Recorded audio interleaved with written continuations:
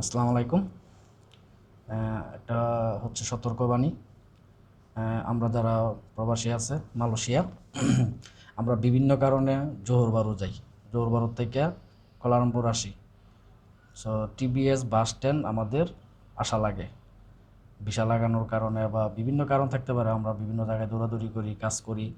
তো আমাদের TBS bus stand দিয়ে আসতে হয়। তা আপনারা টিবিএস বাস স্ট্যান্ডে নামবেন।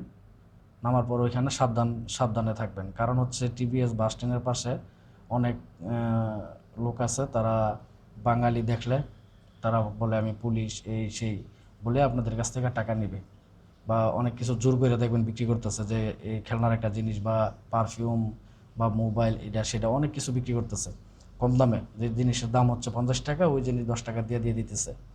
তো আপনারা এগুলো কিনবেন না কোনো সময়। এইসব লোক যদি আপনাদেরকে ডাক দেয়, আপনারা কোনো সময় তাদের সাথে কথা বলবেন না। আপনাদের রাস্তায় আপনারা পুরো সাইডটা চলে যাবেন, তাদের সাথে কথা বলার কোনো প্রয়োজনই নাই।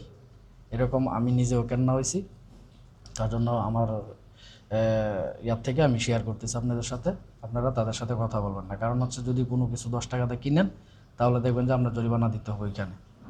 তারপর এরকম ঘটনা ইয়াতে ঘটে, আপনার কথাইরা মাইডিন ওইখানেও ঘটে। কিছুদিন আগে আমার এক বন্ধু ওইখানে ভালো একটা মোবাইল, দামি মোবাইল কম দামে বিক্রি করছে। কম দামে বিক্রি করার পর এই লোভ সামলাইতে পারে না, নিয়ে নিছে। নিয়ে নেওয়ার পরে লাস্টে কী হয়েছে, ওরা আটকাইছে।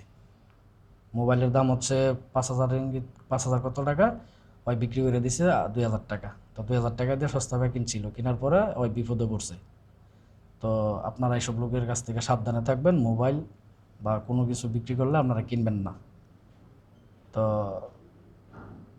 এটা হচ্ছে আমার কথা। আর আমার বন্ধু, ওর তো তারপর পুলিশ নিয়া, তারপর টাকা দিয়া, তারপর ওইখান থেকে ছুটে আনতে হয়েছে।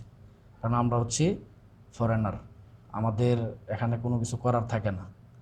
তো সেইভাবে আপনারা চলবেন যেন এরকম কোনো বিপদে আপনারা না পড়েন।